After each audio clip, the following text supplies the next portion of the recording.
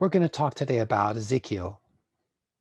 And Ezekiel is really a wonderful book and very profound. But you might not know it because it has some things that are hard to understand. But man, once you get past that and actually study the book, it speaks to your life. I need to talk about a couple of things, though, that are confusing to people. And so let's just start off with who Ezekiel was. He was from a priestly family. I don't know if he was a priest, but he was from a priestly family. And he was probably well educated because um, when God judged Judah, as you'll see, there were two stages of the judgment. The first stage was in 597 that the King Nebuchadnezzar's army from Babylon, they defeated Judah and they caused damage and all that stuff. And they took a bunch of people, 10,000 people, out of Judah, officers and court officials, people like Daniel, Shadrach, Meshach, Abednego, those folks, and Ezekiel. And they took them to Babylon. And they were in Babylon for 10 years. And then Nebuchadnezzar went back to Jerusalem because Jerusalem decided they weren't going to pay their taxes to Nebuchadnezzar. Nebuchadnezzar went back and he destroyed the city, destroyed the temple, caught King Zedekiah and killed his sons in front of his eyes, and then poked his eyes out or burned his eyes out. And so in the that and you'll see this in the Jeremiah movie, which you must watch. You all must watch that movie. It's a fantastic movie. I know you'll all love it. It's a Hollywood style movie that's extremely well done and very biblical. You're going to love it. Okay. So anyway, you'll see this happening in the book of Jeremiah, in the movie Jeremiah. So what happens is, and this is really upsetting, is that Ezekiel prophesies that before that awful thing happens with the destruction and all of that, that the glory of God leaves the temple. And that's like the worst thing that could ever happen. And since you have a whole class about that, I'm not going to say any more about it, but the glory of God leaves the temple. And when it leaves the temple, that's it. The glory of God's not going to return to the temple until Jesus Christ comes. I mean, that's a really long time without God's glory there. That's like 590 years without God's glory in the temple. And it happens, Ezekiel's the one that God reveals this to, and Ezekiel tells that story of God's glory leaving the temple. But the part I want to talk about in Ezekiel is the part that confuses students. And I just had someone recently ask me about this, but I've had students ask me in the past about it. And it's the fact that Ezekiel has some really graphic sexual discussion in chapter 15, which I'm not going to look at now exactly. I just want to explain why that happened. I don't know if I can get this across. It makes perfect sense to me, but it may not make perfect sense to you, but it should. All right. So Ezekiel talks about God as a husband and Israel as his wife, but she's an adulterous wife. You did the Bible study in Hosea. So remember, that's what happened with Hosea, is Hosea's wife was adulterous. She had children from other fathers. And God said, well, northern kingdom of Israel, you are my wife, and you are adulterous with me, and your other lovers are gods and goddesses and um, priests and religious rituals of other religions, and you're just totally, totally prostituting yourself.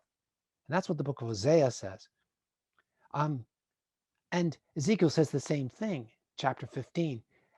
But the thing that's important is Ezekiel says it with really, really grotesque, disgusting language. And the reason he says that, and this is what I want you to get because it's hard to grasp this, is that worshiping idols is absolutely disgusting. It's it's revolting because it's adultery. It's spiritual adultery. God is our husband. And when we commit idolatry, we're committing adultery. It's just like becoming a prostitute. And we say, well, we don't worship other gods. No, no, we don't. But we do worship money. And Paul tells us that greed is the same thing as idolatry. Greed is idolatry. And so when we are greedy, when we trust in money, when we love money, when we think, if I only had money, then my life would be fine, which is not true. No, that makes money out to be the problem. The problem isn't money. The problem is God. If your life isn't what you think it should be, then that's because God isn't doing something. And if he isn't doing something, there's probably a reason for it.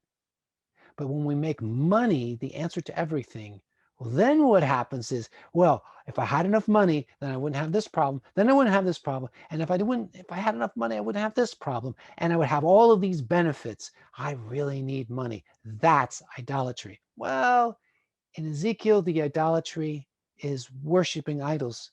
And you know what? That's just like being a prostitute. It's just like being a prostitute out on the streets. It's just like being a prostitute. And what Ezekiel is doing is he's saying that Israel or Judah is a prostitute because they are committing idolatry.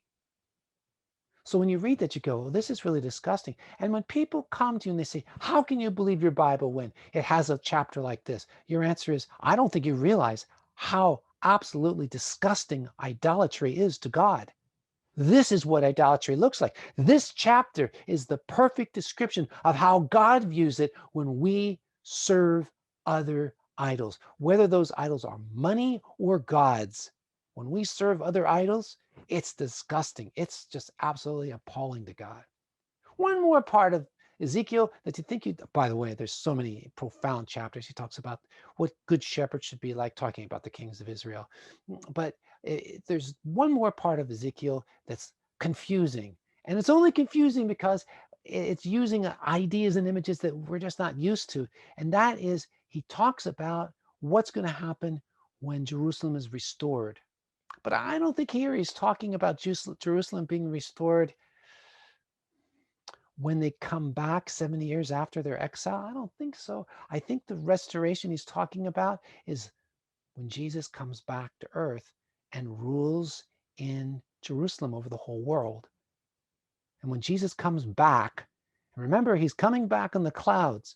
So we're going to see him in the sky. He's going to come back on the clouds. He's not going to come back any other way. Jesus warned, he said, if someone says, here he is, or there he is, or he's over there. No, he'll be up there. We'll see him in the clouds, and he'll descend to earth, and he'll do a lot of judging of armies and nations as he comes.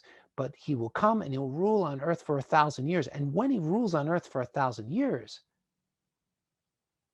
the temple's going to be different. It's confusing, but actually it's got a lot of profound things there. So one part of Ezekiel, the last part of Ezekiel, pretty big part, is devoted to talking about what is Jerusalem going to be like, and especially the temple. So the book of Ezekiel, very profound, written by someone who's in exile. He's in exile, remember? He, from a long distance, discovers what happens to Jerusalem. Letters, people write him letters and tell him what's happening. He writes letters back and says, this is what God is saying to people in Jerusalem. But it's all very sad. It's very sad. And he watches the disaster of the idolatry, which is going on in Jerusalem so horribly. God has no choice but to judge them. So that's the book of Ezekiel. And I don't let the things that people say about it turn you off from it. Read it. Yeah, there's some pretty wild images in there, but you know what? Once you get past those, it's like, wow, this is really practical and very profound. So remember, God reveals himself in a lot of different ways. And in Ezekiel, he reveals himself as our husband. God bless.